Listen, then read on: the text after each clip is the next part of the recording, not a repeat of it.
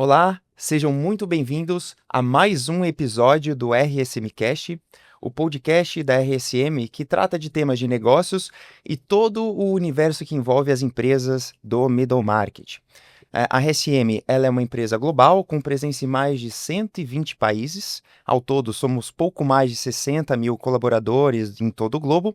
E no Brasil, temos 11 escritórios, somos mais de 1.000 pessoas e oferecemos serviços profissionais em auditoria, consultoria tributária, consultoria empresarial e também BPO. E o tema de hoje ele tem total relação com o mercado de capitais brasileiro e como empresas do middle market, a partir de agora, podem acessar esse tipo de mercado e, enfim, se tornar uma empresa de capital aberto e conseguir, assim, investimentos para continuar a crescer.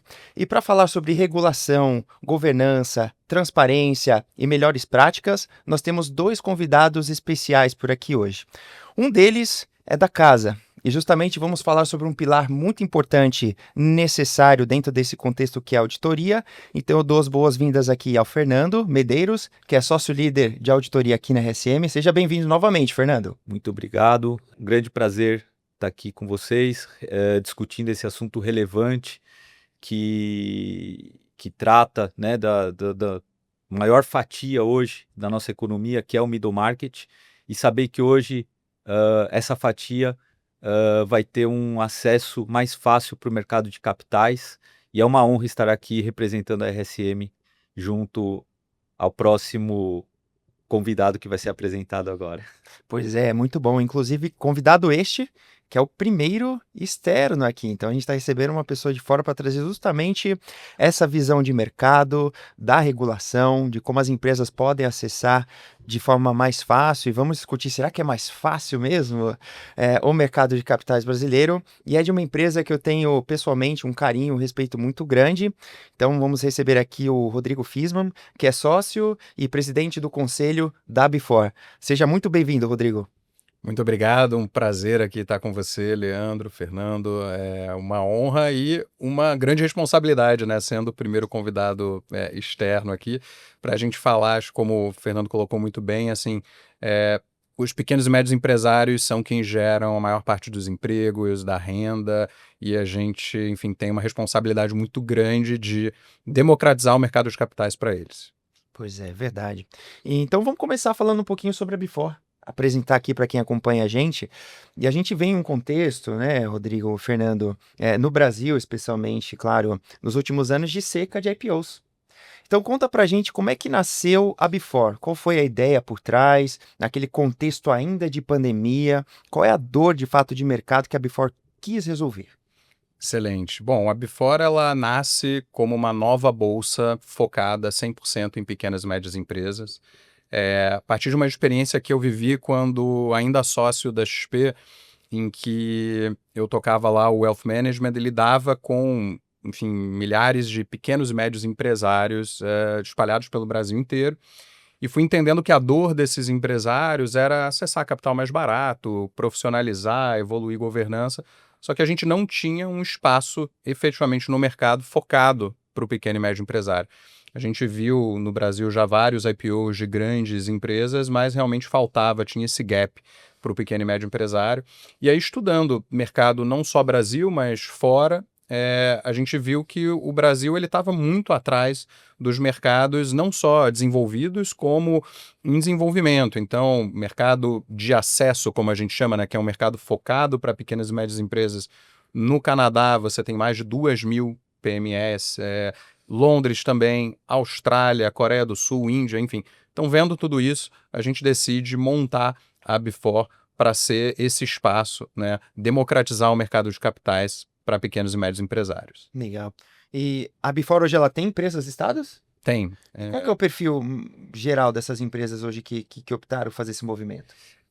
Nós realizamos 4 IPOs de 2022 a 2024 na Bifor, empresas com diferentes perfis setoriais, desde empresas de saúde, seguro para pets, alimentação saudável, snacks saudáveis, é o caso da Masmu, que é um case super conhecido, aí tá em todas as bancas de jornal, farmácias, supermercados, e também de eficiência energética. Empresas com diversos perfis de faturamento, empresas que faturam 30, 40, 100 milhões de reais, enfim. E acho que o ponto principal foi que a gente conseguiu, junto da CVM, aprovar um arcabouço regulatório que cabia no bolso desse pequeno e médio empresário, que até então no Brasil o custo regulatório para você fazer um IPO, acessar o mercado de capitais, ele era igual independente do nível de faturamento. Então uma empresa que faturava 10 bilhões, 5 bilhões de reais, tinha o mesmo custo que uma empresa que faturava 50 milhões, 100 milhões. Legal. E você comentou que tem um funcionamento similar a uma bolsa, né, por exemplo, mas como é que faz para investir nas empresas que estão hoje na Before? Qualquer um pode ir lá, abrir tua conta, como é que funciona um pouco esse processo? Maravilha. A Before ela já está conectada com a Genial Corretora e o Itaú no segmento private, então qualquer investidor pode ir abrir a sua conta nessas instituições, ou se já tiver conta aberta, acessar, Corretoras aí. exato, como corretoras, acessar o mercado da mesma forma que você acessa o mercado tradicional na B3. Inclusive, é importante reforçar que é a primeira vez que isso acontece aqui no Brasil, né? A gente, nos Estados Unidos, já era muito comum há muitos anos você comprar ações da Apple na Nasdaq, comprar ações da ExxonMobil, enfim, na NYSE, no mesmo ambiente de negociação, numa mesma plataforma eletrônica de negociação. E aqui no Brasil isso nunca tinha acontecido até efetivamente setembro de 2024, quando a gente lança essas ações nas corretoras. Ah, legal. E curiosidade, assim, para a gente entender um pouco melhor, como é que funciona a questão dos leilões, de fato, essa janela de negociação? Explica para a gente um pouquinho como é que é. Legal, maravilha. A gente estudou muito mercado afora, como eu comentei, a gente não está reinventando a roda em nada, né? Então, a gente entende que no mercado de ações para pequenas e médias empresas, a partir das experiências internacionais, um desafio grande que você tem é desenvolvimento de liquidez.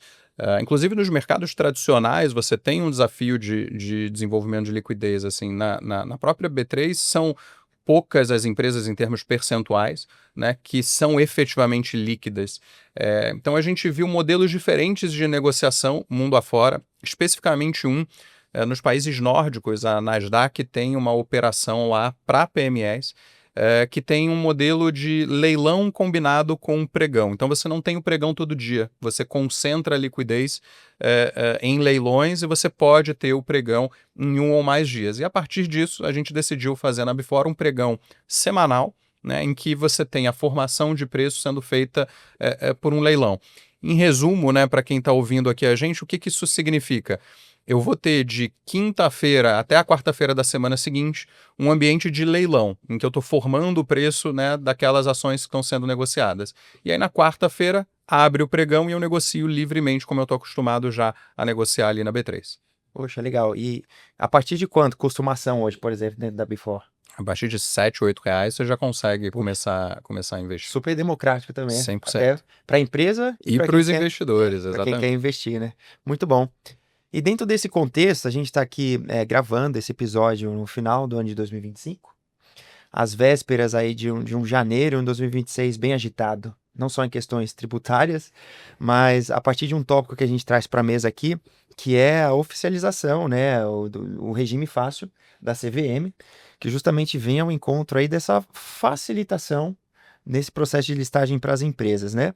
A partir desse contexto, como é que a Before enxerga? O que é o regime fácil da CVM? Qual é o impacto nesse contexto no modelo de negócio da Before? Maravilha. A Before começa a operar inicialmente por meio de um programa da CVM chamado Sandbox Regulatório, com o objetivo de trazer inovação regulatória para o mercado. E aí a gente testa arcabouços regulatórios novos, focados, né, em pequenas e médias empresas, só que depois desses testes a gente teve a grata surpresa ali, depois de muito trabalho e esforço, foram 7 anos desde a primeira reunião com a CVM, né, até o marco regulatório efetivo, trabalhando para mudar a regulamentação. Então, a partir dessas experiências, a CVM decide criar uma nova regulamentação, aí sim focada para pequenas e médias empresas, que, pela definição legal, né, é focado nas empresas que faturam até 500 milhões de reais. Esse novo marco, que foi a resolução 232 da CVM entra em vigor em janeiro 26. A maior parte dessas simplificações que vieram na norma, a gente já opera na Before desde o período do sandbox. Essas 4 empresas que estão listadas já se utilizam, né, dessas dispensas. E acho que a mensagem importante, né, nesse momento que a gente está de virada de ano, enfim, um momento macroeconômico também desafiador, acho que é passar para o pequeno e médio empresário que acessar o mercado de capitais não é só fazer IPO.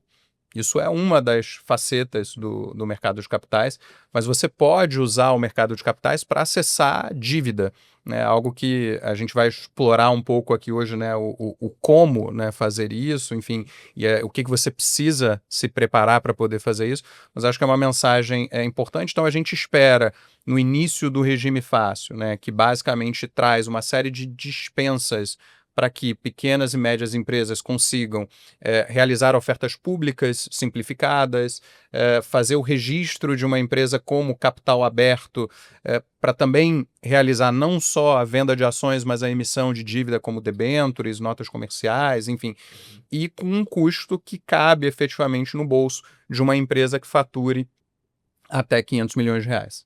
Legal. Dá para entender, então, que a Before foi até uma inspiração para o próprio regime fácil, né? Bem legal. E há uma iniciativa, né, Rodrigo? Conta um pouquinho para a gente, que a partir deste contexto do regime fácil, do que é o modelo de negócio da Before, que é a criação do Rota Fácil, que justamente faz essa brincadeira como se fosse um voo, de alçar voo, de pegar esse embarque aí rumo a nova etapa, né, de negócio mesmo dessas empresas, de crescimento, né? Rumo ao mercado de capitais. Então conta um pouquinho para a gente o que é o Rota Fácil da Before nesse contexto de regime fácil da CVM. Maravilha. O Rota Fácil ele é um programa que vai premiar os 10 ganhadores desse programa com tudo o que eles precisam para se tornar uma companhia aberta, né? Isso inclui a assessoria jurídica necessária para esse processo. Isso inclui a auditoria, né, dos balanços, das demonstrações financeiras da companhia, que é algo necessário também para que a companhia acesse o mercado de capitais. E não é à toa que a gente está aqui hoje com a RSM, que é um provedor estratégico, né, um dos parceiros estratégicos da Before, que vai, né, prover aí a auditoria para as empresas ganhadoras desse programa do Rota Fácil. Além disso, também a gente conseguiu mais parceiros para darem a parte da escrituração. Também vai ser todas as taxas CVM, escrituração, as taxas Before, enfim. Então a empresa ela sai do programa pronta para acessar o mercado de capitais, seja para emitir ações, seja para emitir dívida, tá? O programa ele é para qualquer empresa, seja ela uma sociedade anônima ou uma limitada, que fature até 500 milhões de reais, estão elegíveis aí para se inscrever. A empresa vai passar por um diagnóstico de maturidade muito simples, a partir do preenchimento de um formulário, né, em que ele vai passando ali pelas fases e, de acordo com o nível de maturidade, ela vai indo para as fases finais para ser selecionada num reality show, que vai contar ali com 4 empresários e empresárias renomados, né, que vão selecionar os 10 ganhadores do nosso programa. Legal, um reality show. Mas como é que é? Um pouquinho uma pegada Shark Tank da coisa, assim? Como é que é um pouquinho? Conta um pouquinho, dá um spoiler pra gente, vai. Tipo, né? Olha Tipo. só, muito bem. Mas sim, os empresários eles vão no programa, vão ser 15 finalistas ali selecionados, né? Que vão no programa contar a história da sua empresa, enfim, as oportunidades de crescimento. Não vai ter nenhum investimento feito pelos jurados, né? O objetivo dos jurados é selecionar as empresas com maior potencial de crescimento, que mais vão se beneficiar de acessar o mercado de capitais. Legal, muito bom. E é verdade, tá vendo? A RSM como provedora estratégica dentro desse programa, além de fazer atuar como auditora independente de parte desse time, né, de empresas ganhadoras, a gente também participa da banca avaliadora. Então, para a gente, além de uma honra, claro, né, vai muito em linha com o que a gente tem como objetivo de negócio, estratégia, né, da companhia, de olhar e pensar o middle market, muito mais de atuar do que atuar ali dentro, é pensar o middle. E, Fernando, trazendo você um pouquinho aqui para nossa discussão, dentro desse contexto de mercado que a gente viu, discutir um pouquinho já aqui da Before, do programa Rota Fácil, como é que você vê o contexto da auditoria para um empreendedor, para uma PME, uma empresa do middle market que decide dar esse passo para o mercado de capitais? Como é que você enxerga isso? Sim. Bom, para o acesso ao mercado de capitais, a auditoria é fundamental, né? O empreendedor brasileiro, né, das pequenas e médias, por cultura, tem primeiramente a preocupação com tributos, né? Caixa e se ele está sendo roubado por alguém dentro da empresa. São as preocupações principais dos empreendedores. E muitas vezes o que a auditoria, como a gente está falando aqui de auditoria externa, a gente está falando de balanço, eles não estou generalizando, mas já vi muitos casos assim, eles não dão muita importância. Por quê? Porque ele já tem tudo na mão do que ele precisa. Eu tenho caixa, estou controlando as operações aqui, estou lá no dia a dia, vejo se alguém está me roubando, não está. Às vezes, de vez em quando, contrato uma auditoria interna. Já sei, a parte tributária eu estou assessorado por um escritório, estou vendo aqui se eu estou pagando muito ou pouco. Então, a auditoria, o balanço mesmo eu não olho muito, né? Então, é um pouco cultural. Não estou dizendo que é certo, mas é cultural. E aí precisa esse primeiro paradigma para falar, olha, tá bom, você quer acessar o mercado de capitais, né? Para acessar, vão vir outras pessoas serem não necessariamente os seus sócios, como ele falou, tem a opção da dívida, mas tem sim, depois, mesmo sendo dívida, ele vai ter que ter uma prestação de contas para terceiros que hoje ele não tem. Às vezes só internamente entre o próprio conselho de sócios dele. E aí vai vir um terceiro ou terceiros que ele vai precisar prestar contas. E aí a auditoria ela é fundamental, porque a gente vai trabalhar, ele vai estar nos contratando, mas nós vamos estar trabalhando muito para o terceiro também, né? Só que no final ele percebe, no final do nosso trabalho, na nossa primeira entrega, que muita coisa que a gente levou para ele, muito ele já sabia. Muitas coisas ele já sabia, outras não. E a gente, muitas vezes, ele é surpreendido com alguns fatos novos e ele percebe o valor agregado que teve, que não vai ser só entregar um relatório para um investidor colocar dinheiro lá, mas para ele vai servir para muita coisa também. Então, eu diria que a importância de auditoria vai ser para ele, por mais que tem que ter essa quebra de paradigma, e para o investidor é fundamental para ele ter um conforto de onde ele está colocando o dinheiro, Segurança. aquilo que ele está recebendo de informação tem validade, né? Então, esse é a principal importância da auditoria. E digo que muitas vezes até o próprio empreendedor é surpreendido que a gente muitas vezes identifica que não é o nosso foco, mas quando a gente vai validar para ver se eles estão recolhendo os impostos devidamente ou não, a gente descobre que eles estão recolhendo muito mais do que precisava, ou vice-versa também, né? Ou muito menos ou muito mais, e quando é muito mais, aí eles valorizam mais a gente ainda, né? Então, assim, eu sempre digo, a auditoria muitos enxergam como um custo, mas é um investimento. É um Com investimento. certeza. Sem dúvida. Num evento muito recente, inclusive de mercado, que a gente estava ali com a Before, ouvindo empreendedores do ponto de vista dele, do dono da empresa, fica muito claro que ele tem que olhar 3 pilares muito específicos: o jurídico, toda a adequação dele de compliance, a parte financeira, claro, e o pilar vital da auditoria, né? Só que dentro desse processo, Fernando, conta pra gente o que pode travar, né? Poxa, ele toma a decisão de, enfim, abrir capital ou ir para o mercado de capitais. O que pode travar esse processo dele se ele não olhar com muito cuidado? Ele, o líder ou o empreendedor, e a equipe dele tem que estar engajado, porque em primeiro lugar, se o próprio líder, o próprio empreendedor que está nos contratando, ele entender que ele está fazendo aquilo por uma obrigação, isso dificulta um pouco o andamento, né? Porque ele tem que ter uma auditoria como uma parceria, né? Porque o nosso trabalho, apesar de estar lá mexendo, né, na vida financeira, entendendo lá dentro algo que ele nunca abriu para ninguém antes, e às vezes isso incomoda, ele tem que entender que, primeiro, a gente é independente e nós temos nosso dever de sigilo, né? Ou seja, a gente tem uma responsabilidade sobre as informações que nós estamos vendo. Então, ele tem que confiar que nós não vamos vazar isso para ninguém, né? Então, a primeira quebra, é a quebra do paradigma de que ele não está tendo um custo, ele está tendo investimento. Se ele não comprar esta ideia, nosso contratante, isso acaba deixando mais moroso o processo. Se ele tiver aquele espírito assim, eu estou fazendo isso porque a Before pediu para eu fazer, né? Senão não está nem fazendo. E aí isso dificulta um pouco. Agora, a partir do momento que ele entende a importância, né, e ele começa a cobrar, primeiro, trazer para as pessoas de confiança dele a importância disso, aí as pessoas de confiança aceitarem isso também, as coisas vão fluir melhor, né? Porque o que a gente mais ouve é a seguinte frase: eu sempre fiz assim. Tem, geralmente nas médias e pequenas empresas, tem aquelas pessoas que trabalham há muitos anos lá e nunca foram auditados. Aí de repente chega uns meninos novos lá de 20 e poucos anos falando para ele, olha, vai por aqui, vai por ali, ele não aceita. Agora, se ele comprou, se o empreendedor foi lá e vendeu a ideia e a pessoa comprou, a pessoa de confiança falou, entendi, estou no mesmo barco, vamos junto. O auditor vai ser meu parceiro. A partir do momento que ele entende isso, aí vai fluir melhor. Eu acho que no final, se a gente for entrar em detalhes operacionais, vai ter muitos exemplos que eu posso dar.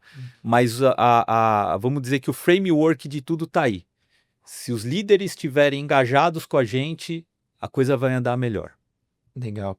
E, Rodrigo, conta um pouquinho pra gente, dentro do contexto das empresas listadas hoje na Before, que passaram por esse processo, né? Você que acompanhou um pouco mais de perto ali. Como é que foi para elas isso? Porque no contexto do evento, foi muito discutido também que o pilar de auditoria é vital e necessário, claro, mas além de passar por ele, tem a questão das empresas estarem prontas para serem auditadas. Então, existe uma preparação até prévia a isso quando ela toma a decisão, como num casamento ali.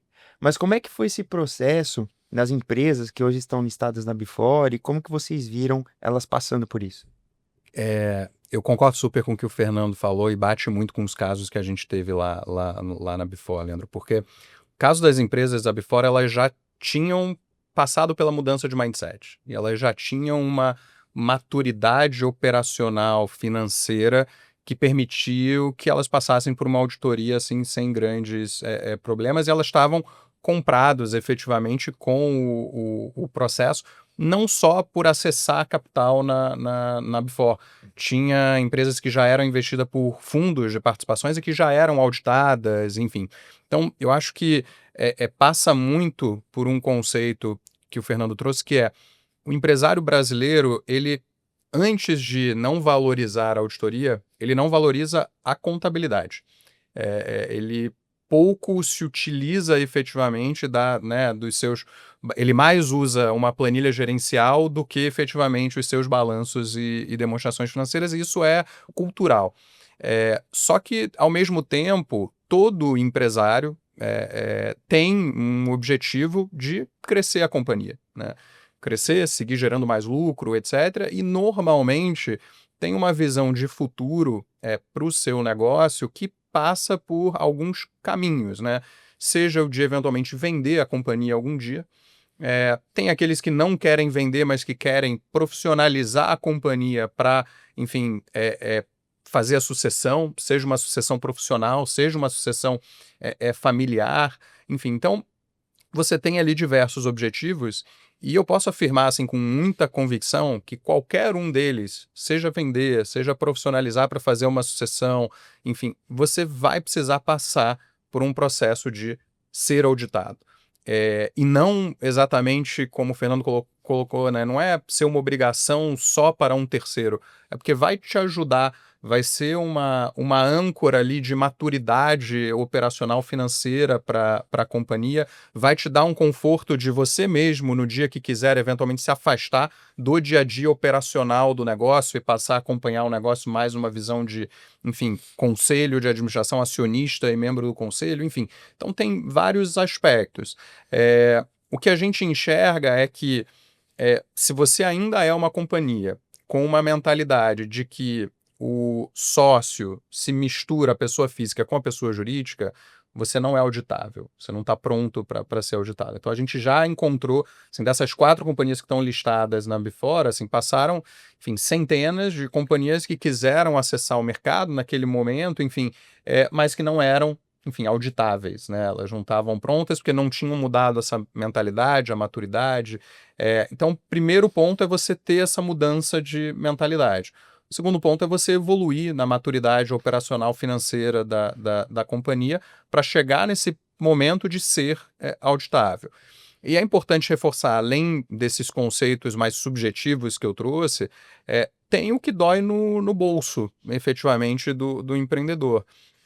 Em algum momento do tempo, e aí eu não me lembro exatamente aqui o nível, mas eu acho que tem, o Fernando pode me ajudar, uma lei que obriga a companhia a ter os seus balanços auditados a partir de um determinado patamar de faturamento, não sei se são 300 milhões. 300 milhões e 240 milhões de ativo, né? Perfeito. Então, assim, já tem uma obrigação legal, 200. ou um ou outro, né? Então já tem uma obrigação legal. Você, em algum momento, vai ter que passar por isso.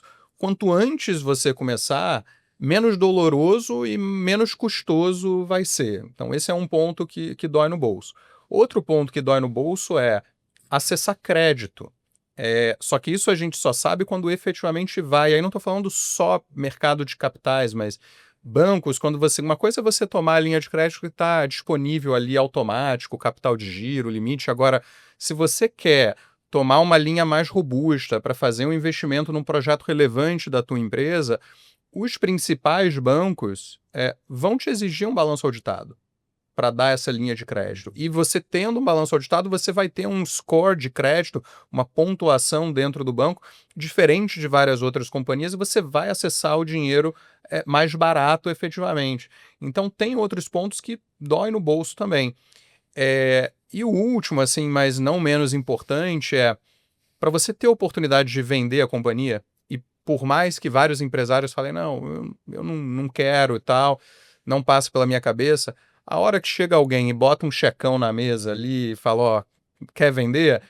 Se você não está preparado, você perde a oportunidade, porque se você não tem o balanço auditado, se você não é auditável, se você não passa por uma diligência, esse comprador, potencial comprador, vai no teu concorrente e vai comprar quem está mais preparado. Então não é apenas a auditoria, a organização jurídica, etc. O que eu digo muito é acessar o mercado de capitais, te deixa pronto para qualquer oportunidade de negócios nesses objetivos de crescimento, sucessão, profissionalização e venda da companhia.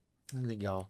E a partir desse contexto, né, da empresa também olhar para o quanto de bancabilidade ela tem no mercado, quanto ela está pronta para esse contexto, aí, Fernando, tendo como gancho o que você trouxe, para o empresário, para o empreendedor, ele não encarar só como uma obrigação, mas ele realmente ter esse olhar de parceria, de braço dado, lado a lado, como é que faz?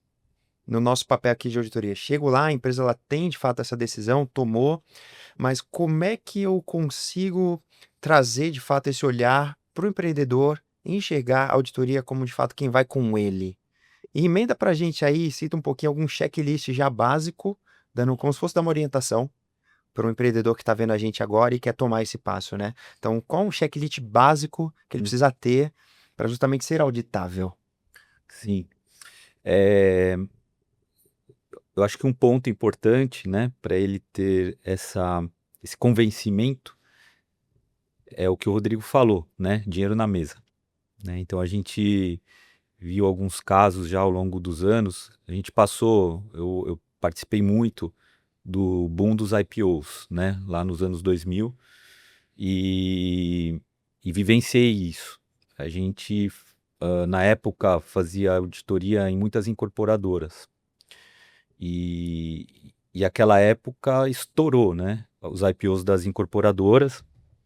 E até então a auditoria, em sua maior parte nessas empresas, era mais para fins.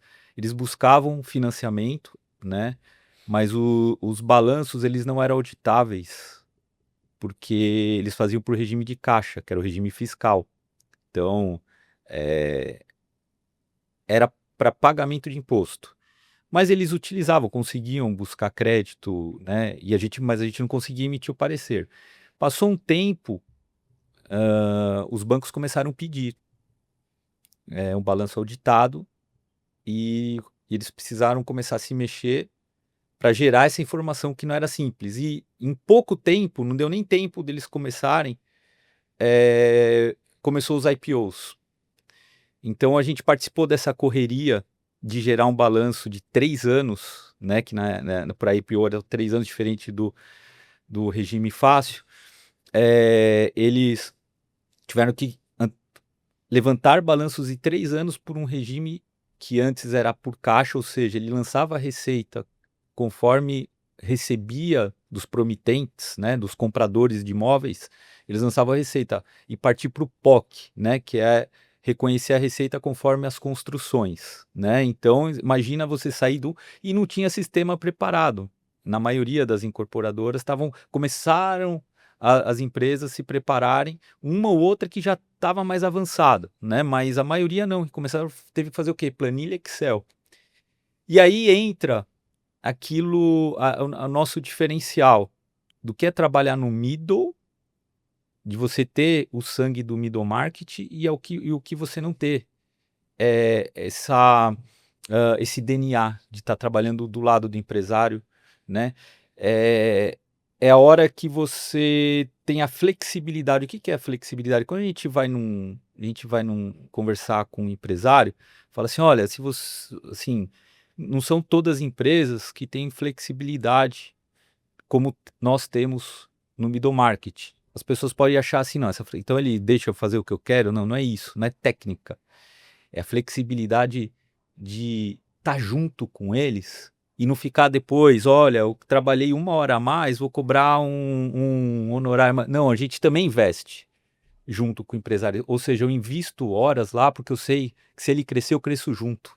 A gente tem essa mentalidade. Às vezes a gente sai um pouquinho no prejuízo, mas sabendo que lá, quando entrar o lucro na empresa, lá também, eles crescerem, nós vamos crescer com eles também, né? E isso está no nosso DNA e assim é muito automático que a gente faz isso. Então, nessa época, a gente fez, como é que fala, da triplo coração, né? Que fala assim, né? A gente virou muitas noites junto com eles, muitos finais de semana, lado a lado deles lá, no sentido assim, eles iam gerando informação, eu já estava com uma equipe lá para revisar. A gente estava lá porque tinha prazo, tem a janela.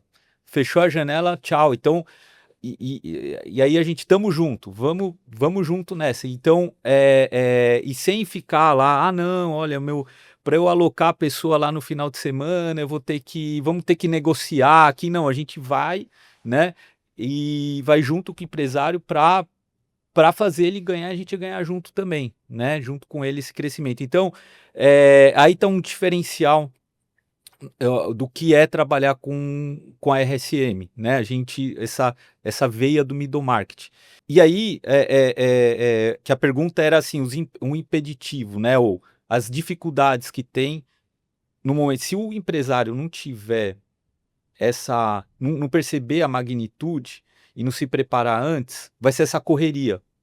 Ali foi tudo correria, viradas de noite. Agora, se ele já vem nesse processo de maturação, não esperar isso acontecer, porque, como foi falado no começo, estamos numa seca de IPO, mas eles vão voltar. E agora vai começar um regime a partir de janeiro novo, né? Já tá em teste, né? Vamos chamar assim, mas agora é para valer. E na hora que começar a rodar isso, vai chegar uma hora que vai abrir a janela para essas empresas.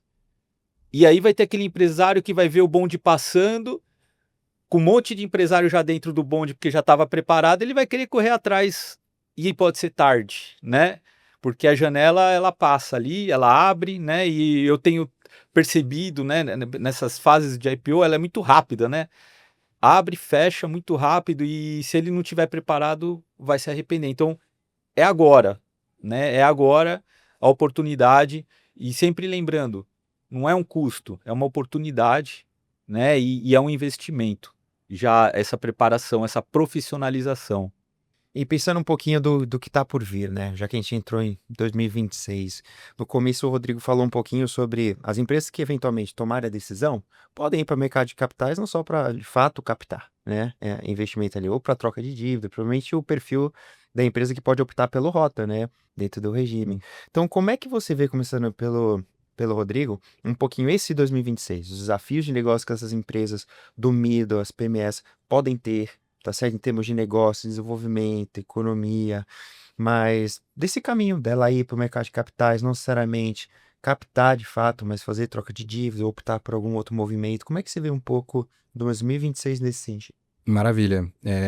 Bom, a gente está, obviamente, num momento desafiador, assim, ser empresário no Brasil, com juros base de 15% ao ano, enfim, todos os desafios de burocracias, etc., que a gente tem, é super desafiador. Agora, a gente fala muito assim, o empresário brasileiro é herói, porque você dá lucro, paga a folha, etc., porque os juros de 15, ele toma a dívida ali do capital de giro a mais de 20, né? Enfim, então, o brasileiro, né? O empresário brasileiro é efetivamente herói. E a gente entende que, olhando para frente, sem entrar no mérito aqui de mudanças políticas, etc., assim, economia são ciclos. Então, a gente vem de um ciclo econômico ruim que em algum momento vai acabar, em algum momento isso vai virar. Se vai ser 2027, se vai ser 2028, não dá para acertar aqui. Agora, acho que a principal mensagem é aquela de estar pronto, né? Como o Fernando falou, a janela quando abre é rápida. Então, assim, estar pronto para quando a oportunidade aparecer você poder agarrar. E aí, para 26, o que a gente tem conversado com muitos empresários é, olha, se prepara para acessar o mercado de capitais. Com o fácil agora é muito simples, você precisa ser uma sociedade anônima, com o último exercício social auditado por um auditor independente, CVM, e com isso você está apto a acessar o mercado, falando assim, em termos regulatórios. E o que mais pesa na nossa experiência ali para o empresário são esses dois pontos, e que tem, inclusive, um certo estigma de que virar uma SA, ser auditado, não é para ele, porque é caro, é muito complexo, e a gente está aqui, o Rota foi criado, né, exatamente para mostrar que não, para dar esse empurrãozinho e mostrar que é possível, tá logo ali, é fácil, você efetivamente consegue acessar o mercado. E aí você se tornando uma companhia, né, registrada, de capital aberto, que não significa necessariamente fazer IPO ou vender ações, você está pronto para qualquer operação. Você pode começar a virar capital aberto, como você falou muito bem, trocar uma dívida no banco, refinancia a sua dívida via mercado de capitais, o próprio banco pode ser o seu investidor de uma debênture ou de uma nota comercial sua emitida via o Fácil. E aí você está lá. No momento que uma janela abrir, você com certeza, estando já apto a fazer um IPO, vai ser uma das primeiras empresas do seu setor a ser abordado pelos bancos de investimento para fazer ali um IPO e vender ações, se você quiser, né? Não é obrigatório. Você pode acessar o mercado só para dívida. Tem muito empresário também que não quer ter sócio, etc. E tá tudo bem. Acho que o mais importante é usem dessa oportunidade para estarem prontos para qualquer, enfim, que seja ali o evento, e esse caminho, essa rota do mercado de capitais e pelo Rota Fácil vai te ajudar a ficar pronto para isso. Legal. Mas fica claro para mim, apesar do regime ter o batismo de fácil, o rota fácil, mas pro empreendedor ali é uma decisão e tanto, não é? De adequação ali jurídica, certeza. financeira, enfim, da parte de auditoria. Uhum. E você, Fernando, como é que você enxerga um pouco esse contexto desse nosso próximo ano? Olhando muito especificamente esse nosso pilar de auditoria para as empresas do middle. Eu enxergo, assim, como o Rodrigo falou, não dá para a gente entrar em alguns assuntos, como a gente sabe que ano que vem é um ano de eleição, traz dúvida, tudo que a gente já sabe, né? Os ciclos, né, que vão e vêm. Colocando isso de lado, eh, essa oportunidade que a CVM está dando é um avanço muito grande. Que a Before, a Rota Fácil, a criação, né, a Before saindo do sandbox, né, já começando a operar já numa plataforma acessível, sim, é um grande avanço. É um grande avanço e oportunidade. É um mercado que pode crescer muito, mas muito mesmo. E inclusive eu sou bem otimista, tá? A ponto até de mudar um pouco a mentalidade de nós brasileiros, que somos travados na renda fixa, né? Se você olha os americanos, né? Aquela aquele mindset de empreendedor, né? A gente tem pouco isso aqui na nossa cultura, né? Então a gente vê poucos empregados, por exemplo, comprando ações da própria empresa, né? Se a gente começar, se a gente entrar no mercado de capitais, ou as médias empresas entrarem no mercado de capitais, eu, eu posso dizer que, né, eu tenho essa esperança, né, esse otimismo de que com um crescimento exponencial desse mercado, do middle market dentro do mercado de capitais, pode ser que até uma mudança de mindset nossa aconteça também, dos próprios brasileiros, né, e a gente ser um pouco mais investidor e acreditar um pouco mais nas nossas próprias estruturas empresariais que a gente tem aqui, que são muito, como o Rodrigo bem falou, são heróis.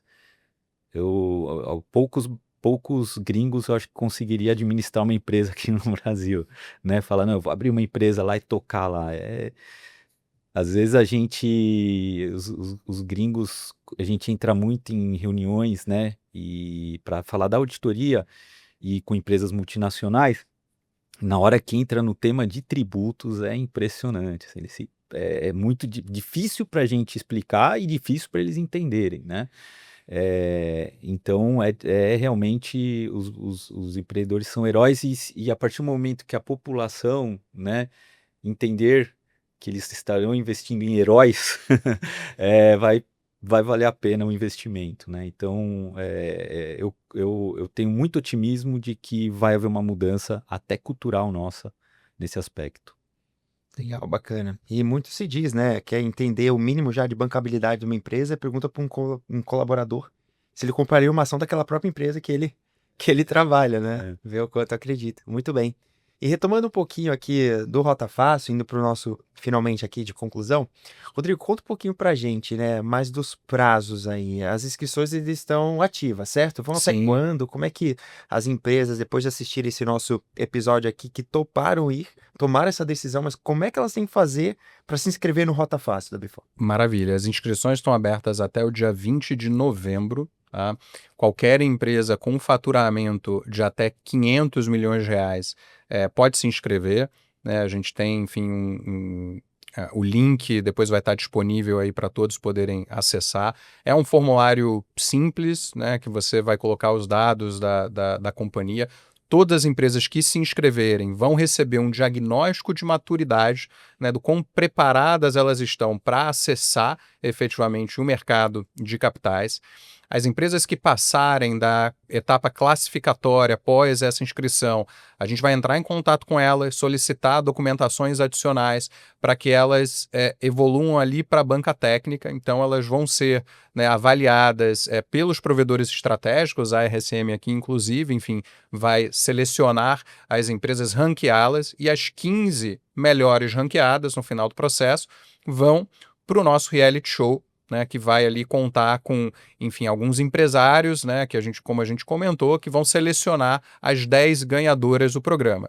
E aí as ganhadoras vão receber a primeira auditoria, a assessoria jurídica necessária, né, para que a empresa se torne uma SA caso não seja, e se prepare ali para conseguir acessar o mercado de capitais, todas as taxas, CVM, Before, etc., enfim, todos esses custos vão ser subsidiados pela Before e pelos parceiros estratégicos do programa.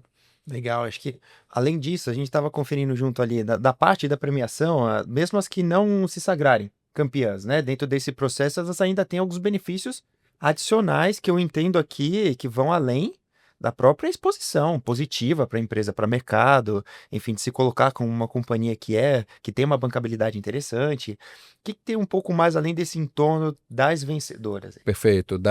As 15 finalistas todas vão ser premiadas, né? Como você lembrou muito bem. Então, as 10 vão ganhar o prêmio principal. Né? Entre essas 10 que ganharem o prêmio principal, a gente vai ter ali algumas selecionadas que vão, enfim, ganhar participação em podcasts de exposição nacional, entre outros. E as 5, né, últimas colocadas, todas vão ganhar um curso do G4 Educação, o G4 Traction, tá?